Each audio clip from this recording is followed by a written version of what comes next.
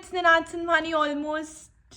I'm no more almost an MBBS intern. I'm the MBBS intern. My results came out recently. I've cleared my final prof and I'm the happiest person on the planet right now. जब से result आया है मेरी अलग तरीके की tension बढ़ गई है, इसीलिए मैं ये वाली वीडियो बनाने में थोड़ा लेट हो गई. टेंशन जैसे कि नया बैग कौन सा लेना है, नया फ्रेम कैसा सूट करेगा. But I need to fulfill my commitments. So here is Final Prof series part 4 on Obs and Gynae.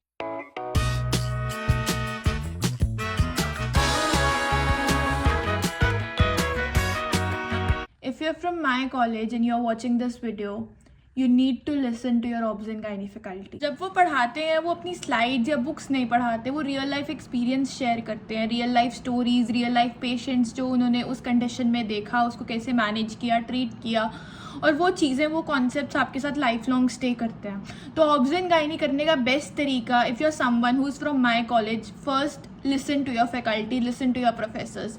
अगर आप थर्ड ईयर में और आपको ऑलमोस्ट थर्ड ईयर निकल चुका और अब वो जो गोल्डन टाइम था अपने टीचर्स को सुनने वाला वो निकल गया है, इट्स ओके. फोर्थ ईयर भी आएगा, फोर्थ ईयर में ज़रूर उन्हें सुनना. और जो लोग ऑलरेडी फाइनल प्रॉफ में हैं, प्लीज़ ऑब्स एंड गायनी की क्लास में मैरो की वीडियोस मत चलाना, गेम्स मत खेलना, फैकल्टी को सुनने की कोशिश करना, उनकी स्लाइड्स के नोट्स बनाना. So my big secret for obs and gynae was paying attention to what professors taught in the class. आप इवन उनसे क्लास के बाद स्लाइड्स मांग भी सकते हो. द सो कोऑपरेटिव, वो आपको स्लाइड्स भी हैंड ओवर कर देंगे, पर जितना आप फैकल्टी को सुनोगे उतने कॉन्सेप्ट आप ज़्यादा रिटेन कर पाओगे. But I have also completed the marrow and I know कि क्लास में क्या चीज़ ज़्यादा पढ़ाई गई, मैरो में क्या डेफिशिएंट है, तो मैं आपको वही सब चीज़ों की एक लिस्ट दूंगी. So let's get started. First we'll discuss about obs. Obs का पहला यूनिट मैरो में फंडामेंटल्स ऑफ रिप्रोडक्शन है. पूरा का पूरा यूनिट मैरो से कर सकते हो. जो फंडामेंटल ऑफ रिप्रोडक्शन का पार्ट है, मोस्टली सेकंड या थर्ड ईयर में करवाया जाता है, तो मैं आपको ये तो नहीं बोलूँगी कि आप अपनी फैकल्टी को सुनो, क्योंकि आपने वो वाला टाइम मिस कर दिया है. इस यूनिट से इतना कोई लंबा क्वेश्चन आता भी नहीं है, तो आप मैरो की वीडियोज़ पर रिलाई कर सकते हो, कॉन्सेप्ट बन जाता है. जो लास्ट की वीडियोज़ हैं इस यूनिट में वो प्लेसेंटा पे हैं. प्लेसेंटा पे वाइवा में क्वेश्चन पूछे जाते हैं, तो प्लेसेंटा वाला पार्ट आपको अच्छे से करना है. आप दत्ता से पढ़ सकते हो अगर आपको कोई कॉन्टेंट कम लग रहा है. Next unit is about antenatal care. इस यूनिट से वाइवा क्वेश्चंस भी पूछे जाते हैं, जैसे नॉर्मल रूटीन एंटीनेटल केयर पे, या जो लास्ट की 3 वीडियोस हैं इस यूनिट की, that is aneuploidy screening, intrapartum surveillance and antepartum surveillance. ये वाली वीडियोस एक्सट्रीमली इंपॉर्टेंट है. अब ये वाली वीडियोस हमें हमारे कॉलेज में 4th प्रॉफ में करवाई गई थी, तो अगर आप उनको ध्यान से सुनो तो बहुत सारा आपको चंक ऐसा पता लगेगा जो कि मैरो की वीडियोज़ में नहीं है. जैसे कि बायोफिजिकल स्कोर, मैरो की वीडियोज़ में सिर्फ 5 पॉइंट्स दे रखे हैं, पर क्लास में ये कुछ इस तरीके से करवाया था. मैंने ऑब्स एंड गायनी के लिए मैरो की, पर मैंने उस पर कम्प्लीटली रिलाई नहीं किया. मुझे जो जो चीज़ें डेफिशिएंट लगी मैं हमेशा अपने नोट्स से सप्लीमेंट कर लेती थी.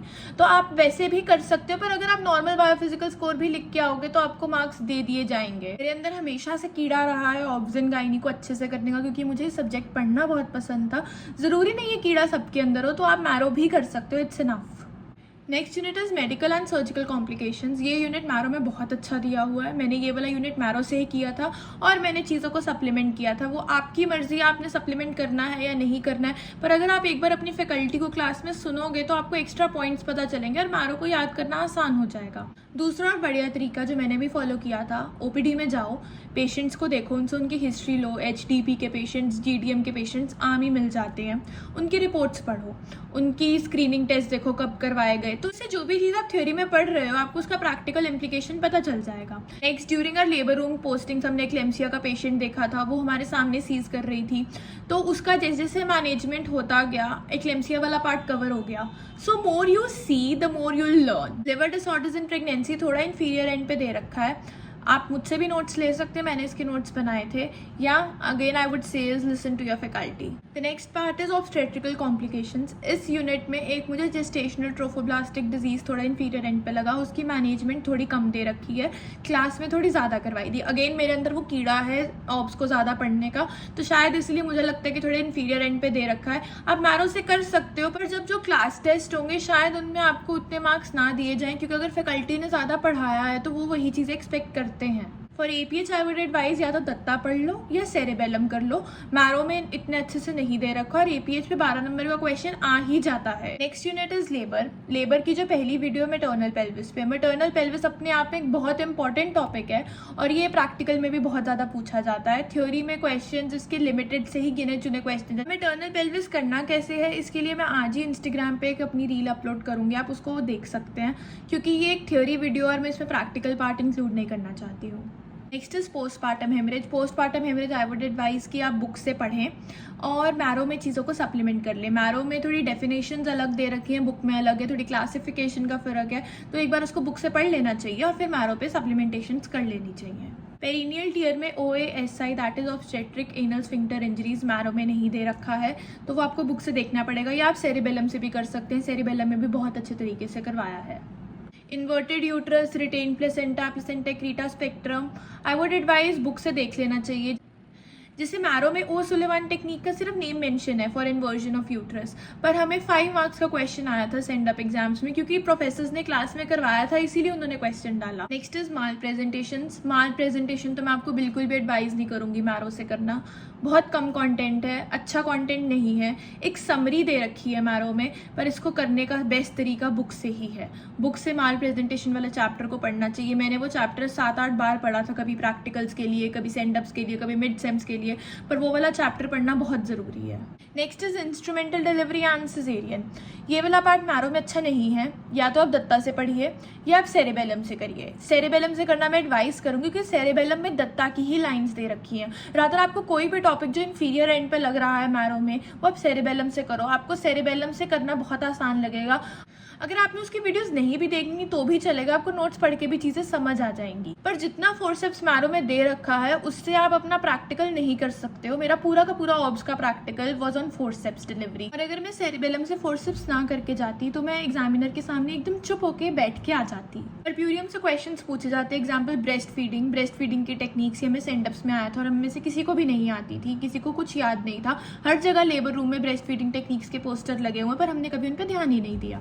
देन परप्यूरियल पायरेक्सिया, सब involution of uterus, lochia is a very important question. तो ये वाला पार्ट मैरो में इतना अच्छे से नहीं दे रखा है, या तो आप बुक से करिए या आप सेरिबेलम से करिए, क्योंकि परप्यूरियम के अलग वेटेज और परप्यूरियम से क्वेश्चन जरूर आएगा। This was all about obstetrics.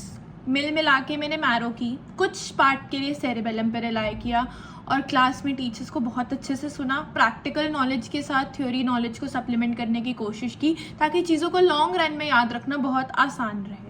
Next let's talk about gynaecology. अब मैरो से गायनेकोलॉजी करोगे तो कंसेप्ट ज़रूर बन जाएंगे, पर कौन कौन सी वीडियो में सप्लीमेंटेशन की ज़रूरत है मैं वही आपको चीज़ बताऊंगी। Video number 8 on HSG and hysteroscopy, इसको थोड़ा शॉर्ट से देखने की ज़रूरत है क्योंकि ये प्रैक्टिकल्स में भी पूछा जाता है और HSG पे अलग से एक लॉन्ग क्वेश्चन भी आ जाता है। वीडियो नंबर 11 100 मिनट्स की वीडियो है, इसे देखना बहुत ज़रूरी है for basic understanding of gynae pathologies. अगर आपके मिड सेम के सिलेबस में AU भी दिया हुआ है एज अ टॉपिक, तो उसका मतलब है कि वो आपसे पॉलिप फाइब्रॉइड भी एक्सपेक्ट कर रहे हैं, तो उनको पढ़ के जाना, क्योंकि हम लोग नहीं पढ़ के गए थे और बहुत सारे question fibroid, polyp, endometrial hyperplasia से थे, तो आपको वो वाला पार्ट करके जाना पड़ेगा। मेनोपॉज पे मैंने अपने नोट्स बनाए थे क्लास में, मैं आपको वो नोट्स दे सकती हूँ, और स्टिल मेरी एडवाइस सेम रहेगी, फैकल्टी को ज़रूर सुनो, उन्होंने चीज़ें एक्स्ट्रा करवाई हैं। मैरो में सिर्फ चीज़ें मेंशन कर रखी हैं, आप वो मेंशन कराओगे आपको नंबर मिल जाए। पर जो पैथोफिजियोलॉजी क्लास में समझाई गई है, example pathophysiology for osteoporosis in post menopausal women, वो मैरो में नहीं दे रखा, पर वो क्लास में बहुत अच्छे से समझाया हुआ है। HRT ठीक दे रखा है, पर इसको सप्लीमेंटेशन चाहिए तो अपनी फैकल्टी को ज़रूर सुनो। COS और PMOS अब मैरो में ठीक दे रखा है, पर अगर आपको डीपर अंडरस्टैंडिंग चाहिए तो फैकल्टी ने बहुत अच्छे तरीके से करवाया था, कैसे कैसे पैथोफिजियोलॉजी होती है, कैसे कैसे क्राइटेरिया डेवलप हुआ, क्या क्या DDs हो सकते हैं, उन DD से कैसे डिफ्रेंशिएट करते हैं, तो ये सब चीज़ें आपको क्लास में सुन के ही पता चलेंगी। Next is endometriosis. एंडोमेट्रियोसिस इतने अच्छे से नहीं दे रखा, अच्छे से एज एन इतनी अच्छे से उसकी थियोरीज नहीं दे रखी और वो पूछी जाती हैं, तो उसके लिए क्लास के नोट्स या बुक पे आप रिलाई कर सकते हैं। Book to be read is Shaw. Video number 28 and 29 is on prolapse, good videos for understanding. But deficient as far as theory exam is concern. POP Q classification उस तरीके से नहीं दे रखी है जिस तरीके से पूछी जाती है, वो वाले डायग्राम्स नहीं मेंशन्ड हैं। TBL क्या होता है, GH क्या होता है, दैट इज जेनाइटल हाइट से लेंथ, टोटल वेजाइनल लेंथ कितनी होती हैं, वो सब मेंशन नहीं है, वो आप सबको करना पड़ेगा। बाकी की वीडियोस जनरल गायनेकोलॉजी में ठीक दे रखी हैं, आप यहाँ से कर सकते हो। So next we are going to discuss is gynecological infections. Gynae infections marrow में ठीक दे रखा है। क्या कम है वो है सिंड्रोमिक मैनेजमेंट किट्स। सिर्फ 3 किट्स दे रखी हैं और हमें ये 5 मार्क क्वेश्चन आया था फाइनल पेपर में। टोटल 7 किट्स होती हैं। आपको उन किट्स का कलर किस डिजीज़ के लिए होती हैं और उसके अंदर क्या क्या ड्रग्स होती हैं आपको वो सब पता होनी चाहिए। प्लस ये किट्स आपसे फाइनल वाइवा में भी पूछी जाती है, इन गायनी वाइवा, तो ये जानना बहुत ज़रूरी है। तो इसको आप इंटरनेट से भी कर सकते हो, इसको आप सेरेबेलम से भी कर सकते हो, पर मैरो में ये वाला पार्ट थोड़ा डेफिशिएंट है। फीमेल इनफर्टिलिटी ठीक दे रखा है मैरो में। कॉजेस क्लास में थोड़े ज़्यादा करवाए गए थे, अगर आपको नोट्स चाहिए मैं आपको भेज सकती हूँ, पर मैरो में भी सफिशिएंट अमाउंट में दे रखा है। मेल इनफर्टिलिटी भी बहुत अच्छा करवाया हुआ है। एक मैरो में डे 22 पे लिखा है कि प्रोजेस्टेरॉन लेवल चेक करते हैं, पर क्लास में डे 21 कराया, तो वो थोड़ी डिस्क्रिपेंसी है। कॉन्ट्रासेप्शन आई वुड एडवाइज या तो आप सेरेबेलम से करिए, कंसाइज फॉर्म में वही इन्फॉर्मेशन रिक्वायर्ड है जो कि पूछी जाती है, या आप मैरो के पिछले एडिशन से करिए। Next we'll discuss is gynae oncology. First video endometrial hyperplasia बहुत कम दे रखा है, सिर्फ मैनेजमेंट बता रखी है, पैथोलॉजी क्या होती है, टाइप्स क्या हैं, कुछ भी नहीं इतना अच्छे से दे रखा।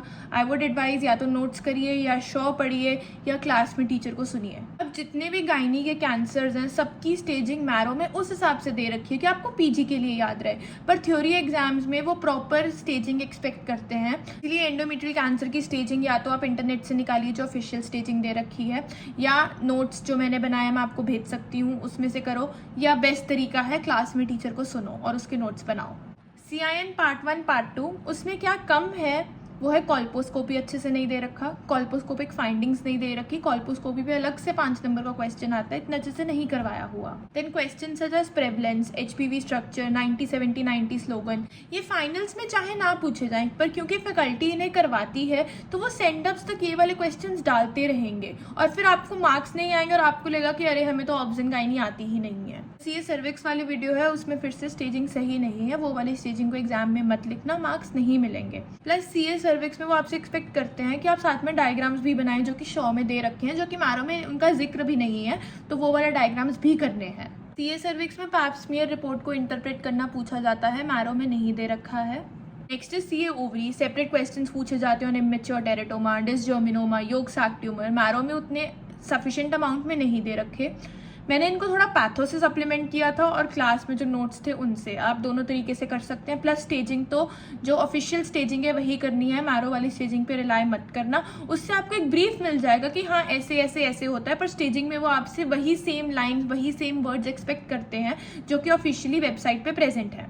बचे हुए miscellaneous topics like urinary incontinence, urinary fistula, ये आप सेरेबेलम से कर सकते हैं। तो this was all about obs and gynae. मेरे पास मेरे नोट्स तैयार हैं, अगर आपको चाहिए मैं आपको भेज सकती हूँ, बट अगर आपको नोट्स ही करने हैं तो आई वुड एडवाइस कि आप अपने नोट्स बनाइए, मैरो में जो कम लगता है उसके साथ उसको सप्लीमेंट करिए।